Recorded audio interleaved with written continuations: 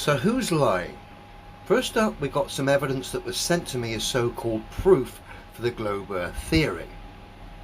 The person that sent me this video, very short clip, claimed that because there was no warping of the solar panels and no distortion, that this was filmed using a normal camera lens, so there was very little distortion, unlike a GoPro. And thus in doing so, the person thinks that this is proof of the globe earth theory. So let's quickly entertain this short bit of propaganda.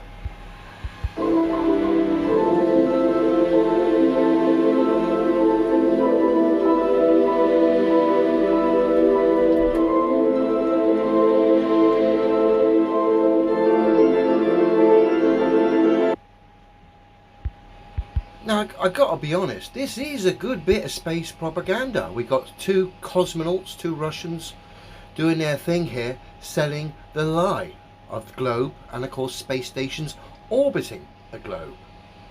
And of course it does look quite, well, there's no distortion, should we say, with regards to solar panels.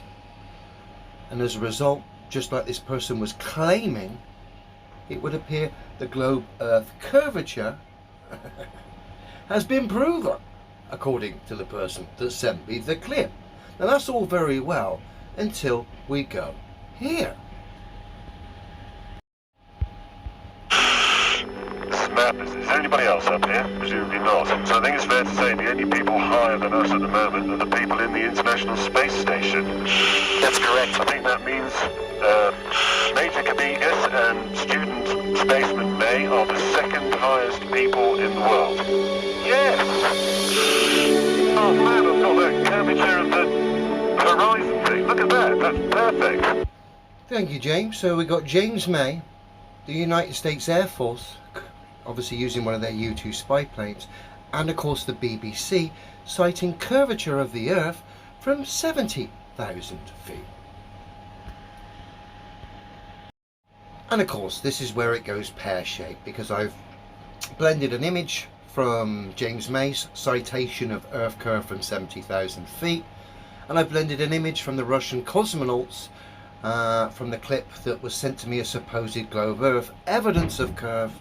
And yes, of course, just like previously, when we blend the two together, we get exactly the same amount of so-called curve, proving any curve is optical and not physical, because you couldn't have the same curve that was sighted at 70,000 feet as the same curve that's sighted from over 250 miles up.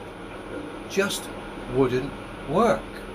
And of course, because we know it's optical, because they wouldn't be the same amount of curve, we also know now that the Earth curve with the space station has been layered in. Otherwise you would have, because it's optical, the solar panels would all be bent. They're not.